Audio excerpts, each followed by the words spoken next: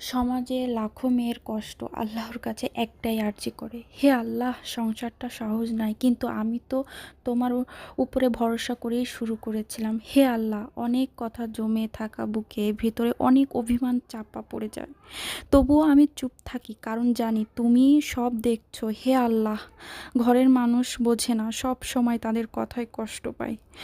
যখন ঝড় আসে সংসারে, আমি শুধু তোমাকেই ডাকি, হে আল্লাহ, তুমি আমার ঘরের বরকত দাও, আমার স্বামী স্ত্রীর মনে তুমি দয়া ঢেলে দাও, আমার সন্তানের জীবনে হেদায়েত দাও, আমার পরিবারের ভালোবাসা ফিরিয়ে দাও। হে রব, আমি শুধু সুখ না, সবরটাও চাই, যেন কষ্টেও তোমার রহমত থেকে হারিয়ে না ফেলি নিজেকে। ধন্যবাদ। ভালো লাগলে চ্যানেলটিকে সাবস্ক্রাইব করবেন। আল্লাহ হাফেজ। সমাজে লাখো মেয়ের কষ্ট আল্লাহর কাছে একটাই আর্জি করে, হে আল্লাহ, সংসারটা সহজ নয়, কিন্তু আমি তো তোমার উপরে ভরসা করেই শুরু করেছিলাম। হে আল্লাহ, অনেক কথা জমে থাকা বুকে ভিতরে অনেক অভিমান চাপা পড়ে যায়।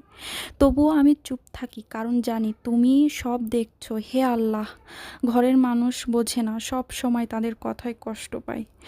যখন ঝড় আসে সংসারে, আমি শুধু তোমাকেই ডাকি, হে আল্লাহ, তুমি আমার ঘরের বরকত দাও, আমার স্বামী স্ত্রীর মনে তুমি দয়া ঢেলে দাও, আমার সন্তানের জীবনে হেদায়েত দাও, আমার পরিবারের ভালোবাসা ফিরিয়ে দাও।